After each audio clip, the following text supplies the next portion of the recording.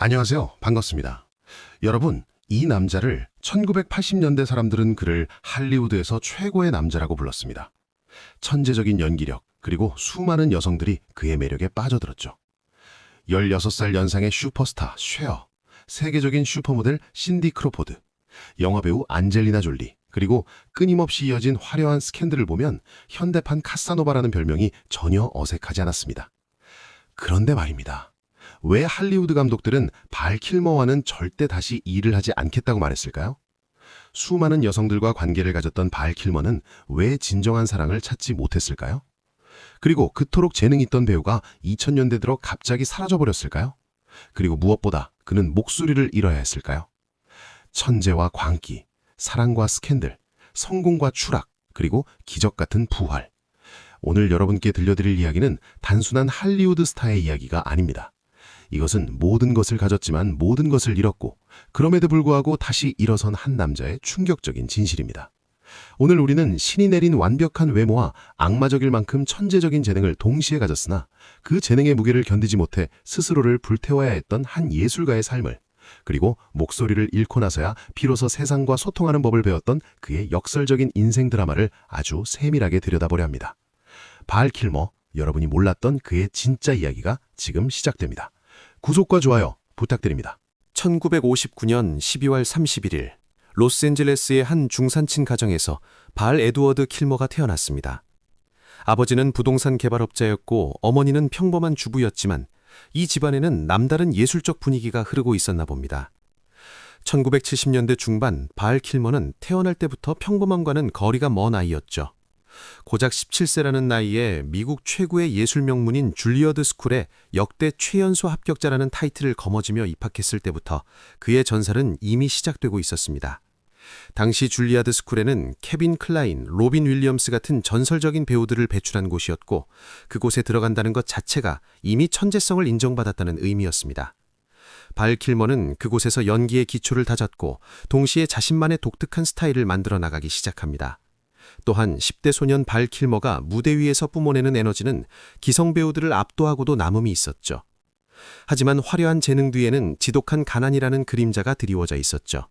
넉넉지 못한 집안 형편 때문에 그는 밥을 굶겨가며 연기 연습을 해야 했고 이러한 결핍은 훗날 성공과 돈, 그리고 명예에 대하여 그토록 강박적으로 집착하게 만드는 원동력이 되기도 했습니다.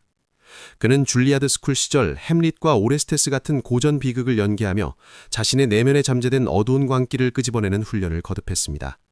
이때 교수들은 너는 배우가 되지 않았다면 아마 범죄자나 혁명가가 되었을 것이라며 그의 눈빛 속에 서려 있는 위험한 불꽃을 일찌감치 간파했다고 합니다.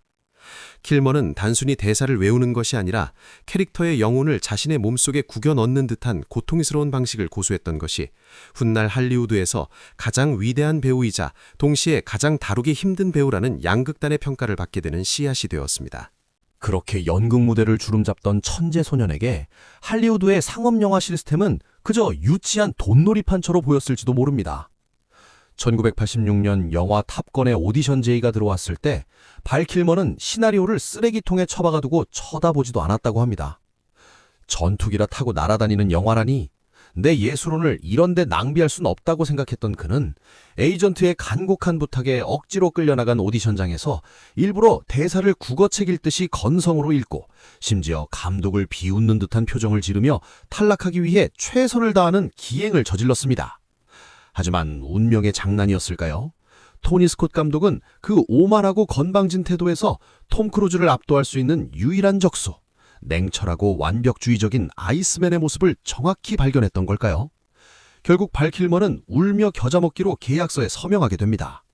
촬영장은 그야말로 살얼음판과 같았죠. 본능적인 감각으로 연기하는 톰 크루즈와 철저한 계산과 메소드 연기로 무장한 발 킬머는 카메라가 꺼진 뒤에도 서로 말 한마디 섞지 않으며 팽팽한 기싸움을 벌였습니다. 실제로 당시 촬영 스태프들의 증언에 따르면 배우들은 톰 크루즈파와 발 킬머파로 나뉘어 식사조차 따로 했을 정도였으며 두 사람 사이에는 언제 터질지 모르는 시한폭탄 같은 긴장감이 돌았다고 합니다.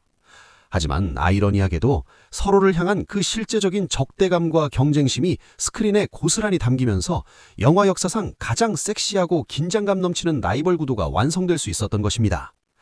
발 킬머는 훗날 나는 톰을 싫어한 게 아니었다. 그저 그를 이기고 싶어서 미칠 것 같았을 뿐이라고 고백했는데요.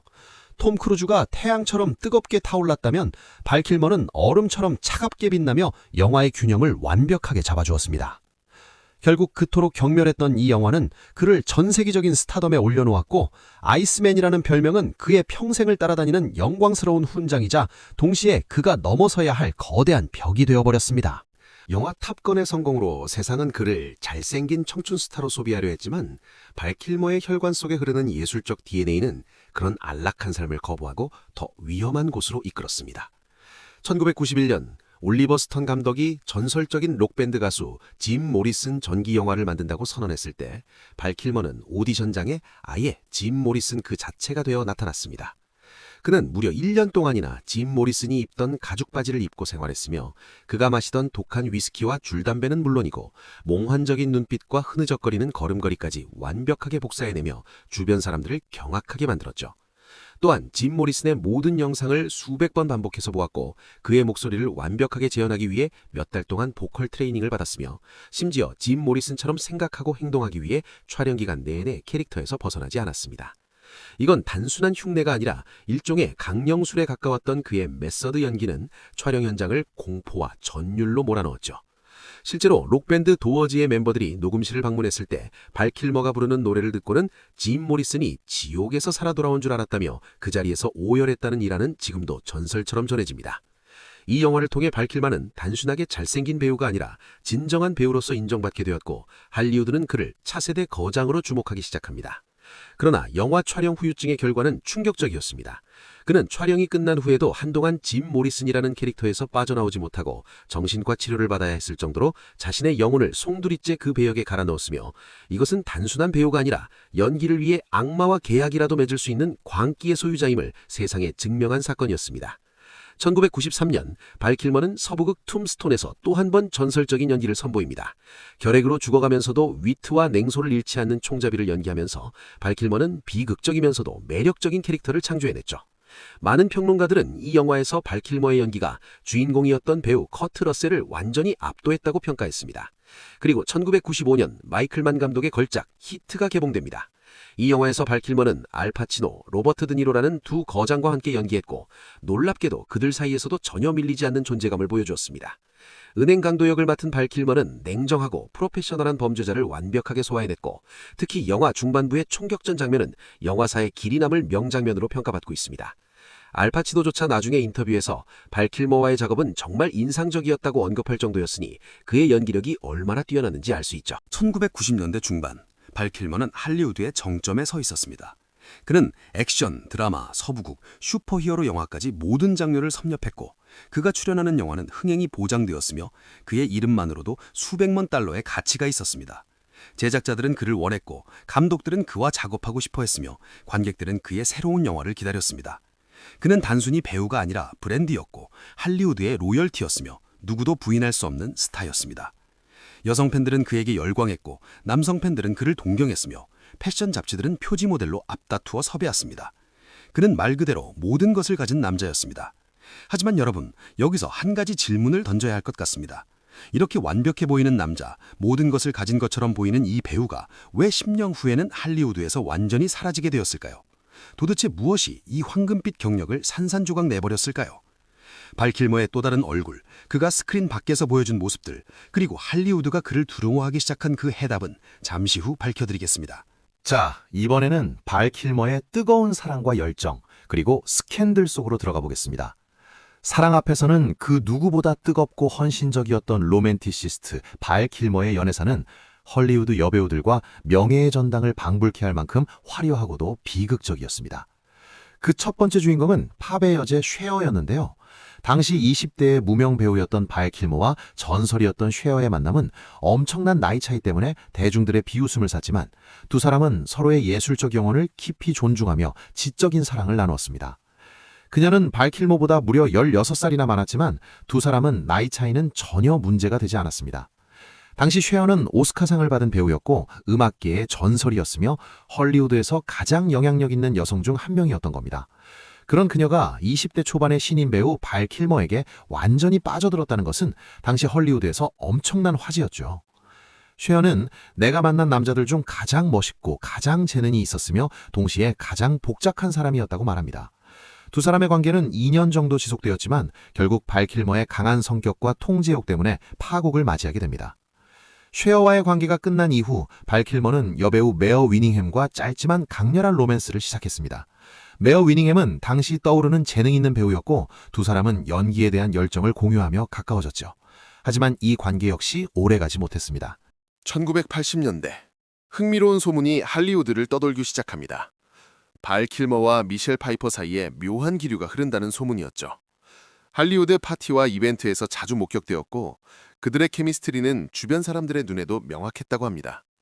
물론 미셸 파이퍼는 이를 부인했고 발 킬머 역시 침묵으로 일관했지만 훗날 발 킬머는 자신의 자서전에서 미셸 파이퍼와 1980년대에 잠시 교제했음을 밝혔습니다. 그는 당시 미셸과 비밀스러운 아픔을 공유하며 정서적으로 매우 가까운 사이였다고 회상했습니다. 당시 미셸 파이퍼는 남편과의 결혼 생활에서 어려움을 겪고 있었고 발 킬머는 그녀의 고민을 들어주는 든든한 조력자였습니다. 하지만 그에게 가장 큰 아픔을 남긴 여인은 바로 영화 윌로우에서 만나 결혼까지 골인했던 영국 배우 조앤 웨인이었습니다. 영화 속에서도 티격태격하다 연인이 되는 역할이었는데요. 이것이 실제 사랑으로 이어졌습니다. 조앤은 발 킬머와 달리 조용하고 차분한 성격의 소유자였죠. 어쩌면 그런 성격 때문에 발 킬머가 끌어당겼는지도 모릅니다. 당시 할리우드는 드디어 발 킬머가 정착했다고 말했고 많은 사람들은 이 결혼이 그를 안정시킬 거라고 기대했습니다. 결혼 초기 두 사람은 행복해 보였습니다. 1991년에는 딸 메르세데스가 태어났고 1995년에는 아들 잭이 태어나면서 밝힌 바는 두 아이의 아버지가 되었죠. 겉으로 보기엔 완벽한 가정을 이룬 것처럼 보였고 커리어도 절정에 달해 있었습니다. 하지만 그 화려한 외면 뒤에는 심각한 균열이 생기고 있었던 겁니다. 1996년 두 사람은 8년 만에 결별했습니다. 당시 발 킬머는 영화 배트맨 포에버 홍보와 차기작 촬영으로 바쁜 와중에 TV 뉴스를 통해 조앤이 이혼 소송을 제기했다는 사실을 알게 되어 큰 충격을 받았다고 전해집니다. 그런데 흥미로운 점은 발 킬머가 이혼 절차를 밟는 동안에도 그의 로맨스는 멈추지 않았다는 겁니다. 1996년 그는 세계적인 슈퍼모델 신디 크로포드와 열애설에 휩싸이게 되었죠. 당시 신디 크로포드는 리처드 기어와 이혼한 직후였고 할리우드에서 가장 아름다운 여성 중 한 명으로 꼽히고 있었습니다. 발 킬머와 신디 크로포드가 함께 있는 모습이 파파라치에게 포착되면서 언론은 또다시 열광했죠. 두 사람의 관계는 2년간 지속되었지만 결국 각자의 길을 가게 됩니다. 그리고 발 킬머가 생의 마지막 순간까지 내 인생 최고의 사랑이자 최대의 후회라고 꼽았던 여인은 따로 있었으니 바로 영화 스클래시의 인어공주 데릴 한나였습니다. 데릴 한나는 영화 킬빌과 블레이드 러너로 유명한 배우였고 그녀의 독특한 매력은 할리우드에서 잘 알려져 있었죠. 두 사람이 함께 있는 모습이 여러 차례 목격되었고 할리우드 내부자들은 그들의 관계를 확신했습니다. 발 킬머는 자서전에서 데릴 한나와 헤어지고 나서 육체적으로 심장이 찢어지는 듯한 고통을 느끼며 반년 동안이나 매일 울었다고 고백했을 정도로 그녀를 뼈저리게 사랑했습니다. 데릴 한나는 발 킬머의 괴팍한 성격조차 따뜻하게 감싸 안아주었던 안식처였죠. 하지만 자신의 불안정한 정서 때문에 그녀마저 떠나보내야 했던 자책감은 평생 발 킬머의 가슴에 지워지지 않는 한몽으로 남게 되었습니다. 그리고 운명처럼 만난 또 한 명의 여인, 바로 안젤리나 졸리와의 사랑은 마치 두 개의 태양이 충돌하는 것처럼 강렬하고 위험했습니다. 영화 알렉산더 촬영장에서 만난 두 사람은 서로가 가진 내면의 어두움과 광기를 본능적으로 알아보고 급속도로 빠져들었죠. 당시 두 사람은 함께 호텔에 투숙하는 등 심각한 관계로 발전했다는 보도가 있었으며 안젤리나 졸리는 독특한 매력과 파격적인 이미지는 할리우드의 주목을 받고 있었습니다. 그러나 두 사람은 서로에게 상처만 남긴 채 짧은 불꽃처럼 타올랐다 사그라들고 말았습니다. 하지만 발 킬머의 로맨스 리스트는 계속해서 늘어났습니다. 이름이 공개되지 않은 수많은 여성들과의 관계들. 헐리우드 내부자들은 발 킬머가 거의 매달 다른 여성과 함께 있는 것을 목격했다고 말했죠. 그는 말 그대로 현대판 카사노바였으며 여성들에게는 저항할 수 없는 매력을 가진 남자였던 겁니다. 하지만 수많은 미녀 스타들의 품을 전전했지만 정작 자신의 텅 빈 마음을 채워줄 단 한 사람을 찾지 못한 채 그는 점점 더 깊은 고독의 늪으로 빠져들었고 그 외로움은 훗날 그의 몸을 잠식하는 무서운 병마의 씨앗이 되어 자라나고 있었는지도 모릅니다. 자, 여러분, 발 킬머가 왜 헐리우드에서 사라졌는지 궁금하셨죠? 그 답은 단순합니다. 헐리우드가 그를 버린 겁니다. 아니, 정확히 말하면 그가 스스로 헐리우드를 적으로 만들었다고 해야 할 겁니다. 1990년대 중반 발 킬머의 이름은 두 가지 의미로 유명했습니다. 하나는 천재적인 배우라는 것, 그리고 다른 하나는 함께 일하기 가장 힘든 배우라는 것이었죠. 헐리우드 내부에서는 공공연하게 이런 말이 돌았습니다. 발 킬머의 재능은 의심할 여지가 없다. 하지만 그와 일하느니 차라리 영화를 포기하겠다. 연기에 대한 그의 완벽주의는 타인에 대한 배려를 갉아먹는 괴물이 되어버렸고 90년대 중반에 이르러 헐리우드 제작자들이 가장 기피하는 통제불능의 배우 리스트 1위에 이름을 올리게 됩니다. 영화 배트맨 포에버 촬영 당시 무겁고 꽉 끼는 배트맨 슈트를 입고 몇 시간씩 대기해야 하는 고통을 참지 못해 스태프들에게 고함을 지르거나 촬영을 거부하기 일쑤였고 조엘 슈마허 감독과는 서로 멱살을 잡기 직전까지 가는 험악한 상황을 연출하기도 했습니다. 감독은 훗날 발 킬머는 내가 만난 인간 중 가장 정신적으로 불안정하고 무례한 사람이었다고 공개적으로 비난했지만 발 킬머는 오히려 감독이 예술을 이해하지 못하고 상업적인 쓰레기만 찍으려 한다며 맞받아칠 정도로 콧대가 하늘을 찔렀던 것입니다. 특히 영화 닥터 모로의 DNA 촬영장은 그야말로 지옥과도 다름없었는데요. 자신의 분량이 마음에 들지 않는다는 이유로 촬영장에 늦게 나타나는 것은 예사였고 상대 배우의 얼굴에 담배 연기를 내뿜는 기행을 저지르며 현장 분위기를 쑥대밭으로 만들었습니다. 촬영장 스태프들은 그가 무례하고 오만하며 자신보다 낮은 직급의 사람들을 무시한다고 증언했죠. 그렇다면 발 킬머 자신은 이런 평판에 대해 어떻게 생각했을까요? 놀랍게도 그는 전혀 반성하지 않았습니다. 오히려 자신의 행동을 정당화했죠. 한 인터뷰에서 나는 완벽을 추구한다. 그것이 잘못된 것인가? 나는 예술가다. 예술가는 타협해서는 안 된다. 감독들이 나를 이해하지 못하는 것은 그들의 문제다. 라고 말했던 것입니다. 하지만 이런 오만한 태도는 할리우드를 더욱 분노하게 만들었던 것이죠. 결과는 명확했습니다. 90년대 후반부터 출연작들의 흥행 실패가 이어졌고 2000년대에 접어들면서 발 킬머에게 오는 출연 제안은 급격히 줄어들었죠.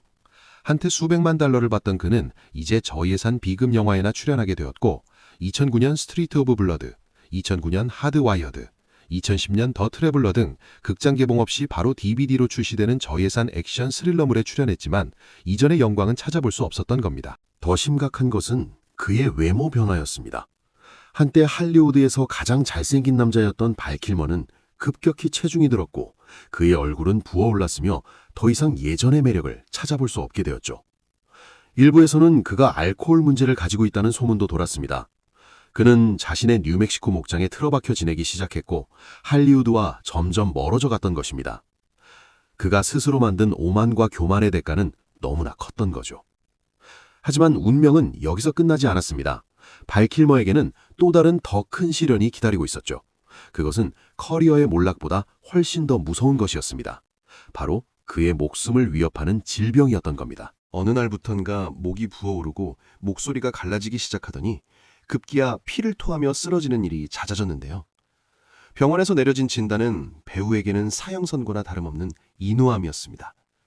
평생을 자신의 목소리를 무기로 세상과 싸워왔던 그에게 목을 도려내야만 살 수 있다는 의사의 말은 죽음보다 더한 공포였을 것입니다.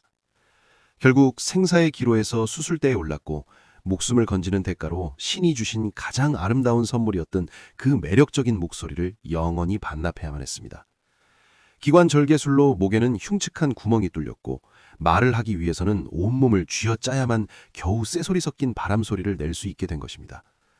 한때 셰익스피어의 시를 낭송하고 짐 모리슨의 노래를 포효하던 그 입술은 굳게 닫혔고 할리우드의 제왕은 그렇게 차가운 병실 침대 위에서 침묵의 감옥에 갇힌 채 소리 없는 비명을 질러야만 했습니다. 하지만 신은 그에게서 목소리를 가져갔지만 예술가로서의 영혼까지는 빼앗지 못했나 봅니다. 모두가 발 킬머는 끝났다고 수근거릴 때 절망의 구렁텅이에서 붓을 들어 그림을 그리고 카메라를 들어 자신의 망가진 모습을 기록하기 시작했습니다. 그는 자신을 평생 동안 직접 촬영해온 수천 개의 비디오 테이프들을 꺼내어 다큐멘터리 발을 제작합니다. 왜일까요? 그는 이렇게 썼습니다. 나는 내 진실을 보여주고 싶다. 완벽한 배우가 아닌 불완전한 인간으로서의 나를 말이다. 2019년 발 킬머의 건강은 조금씩 회복되기 시작했습니다. 암은 감소 상태에 들어갔고 다시 일상으로 돌아갈 수 있었죠. 하지만 그의 목소리는 돌아오지 않았습니다. 여전히 기관 절개구멍을 통해 숨을 쉬어야 했고 말을 하려면 엄청난 노력이 필요했던 겁니다. 발킬머는 목소리를 잃었지만 내 영혼은 그 어느 때보다 강하게 외치고 있다고 말합니다. 하지만 그의 말은 단순한 투병기가 아니라 무너진 폐허 위에서 다시 꽃을 피워내려는 한 예술가의 처절하고도 아름다운 몸부림이었습니다. 그는 더 이상 헐리우드의 화려함을 추구하지 않았고 명성이나 부를 원하지도 않았죠.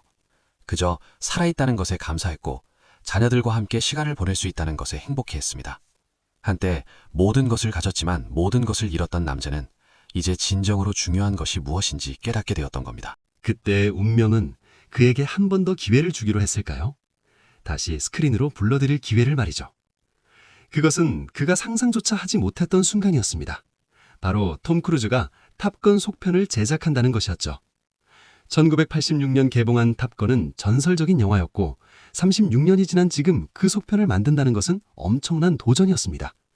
사실 발킬머의 건강 상태로는 영화 출연이 불가능에 가까웠지만 발킬머가 없는 탑건은 만들지 않겠다며 제작사를 설득하고 끝까지 고집을 피운 톰 크루즈의 헌신적인 우정 덕분에 이 만남은 성사될 수 있었습니다.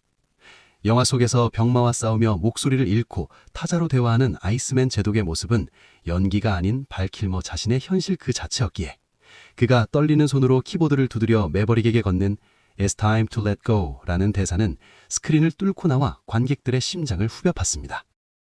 촬영이 끝난 후 톰 크루즈는 발킬머를 다시 만난 건 내 인생에서 가장 감동적인 순간이었다고 고백했고 발킬머 역시 톰은 나에게 단순한 친구 이상의 존재, 나의 영원한 윙맨이다며 뜨거운 우정을 확인했습니다. 2022년 영화 탑건 매버릭이 전 세계적으로 개봉되었습니다. 영화는 엄청난 성공을 거두었고 전 세계적으로 14억 달러 이상의 흥행을 기록했죠. 하지만 사람들이 가장 많이 이야기한 것은 흥행 기록이 아니었습니다. 바로 발킬머의 귀환이었던 겁니다. 소셜미디어는 발킬머에게 찬사로 가득 찼고 사람들은 그의 용기와 연기에 감동했습니다. 영화 개봉 이후 목소리를 잃은 그는 시각예술에 집중했습니다. 화가, 시인, 음악가들과 교류하며 창작 활동을 이어갔습니다.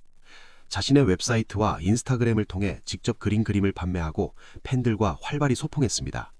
또한 기회가 된다면 다시 한번 배트맨 역할을 맡고 싶다는 의지를 보였으며 영화 히트의 후속 영화화 소식에도 긍정적인 반응을 보이며 연기에 대한 끈을 놓지 않았습니다. 하지만 2025년 4월 1일 거짓말처럼 다시는 돌아올 수 없는 먼 여행을 떠났습니다. 향년 65세 로스앤젤레스 자택에서 가족들이 지켜보는 가운데 조용히 눈을 감은 그는 오랜 투병 끝에 면역력이 약해진 상태에서 발생한 폐렴으로 고통스러웠던 육체를 벗어던지고 비로소 자유로운 영혼이 되어 하늘로 날아올랐습니다. 그의 부고가 전해지자 전 세계의 팬들은 촛불을 켜고 그의 마지막 가는 길을 배웅했으며 톰 크루즈는 나의 아이스맨, 이제는 아프지 않은 곳에서 마음껏 날아오르길, 자네는 언제나 나의 윙맨일세 라는 추모사를 남기며 친구의 마지막을 눈물로 배웅했습니다. 발킬머는 생전 마지막 인터뷰에서 이렇게 말했습니다. 나는 완벽한 삶을 살지 못했습니다. 많은 실수를 했고 많은 사람들에게 상처를 주었습니다. 하지만 나는 최선을 다했습니다. 나는 사랑했고 싸웠고 살았습니다. 그것으로 충분하다고 생각합니다. 내가 떠난 후 사람들이 나를 기억해 준다면 그것은 내가 완벽했기 때문이 아니라 진실했기 때문이기를 바랍니다. 비록 그는 우리 곁을 떠났지만 그가 남긴 수많은 영화들과 그 치열했던 삶의 기록들은 영원한 영화처럼 우리 가슴속에 남을 것입니다. 천재적인 재능으로 세상을 놀라게 했고 뜨거운 사랑으로 세상을 태웠으며 마지막 순간까지 예술을 놓지 않았던 불멸의 배우 발킬머. 이제 고통 없는 그곳에서 그토록 그리워하던 맑은 목소리로 마음껏 노래하고 마음껏 연기하며 영원히 창공을 비행하시길 기도합니다. 잘 가요, 아이스맨. 당신은 영원히 우리의 윙맨입니다. 지금까지 세상만사 모든 이야기였습니다. 구독과 좋아요 부탁드리며 시청해주셔서 감사합니다.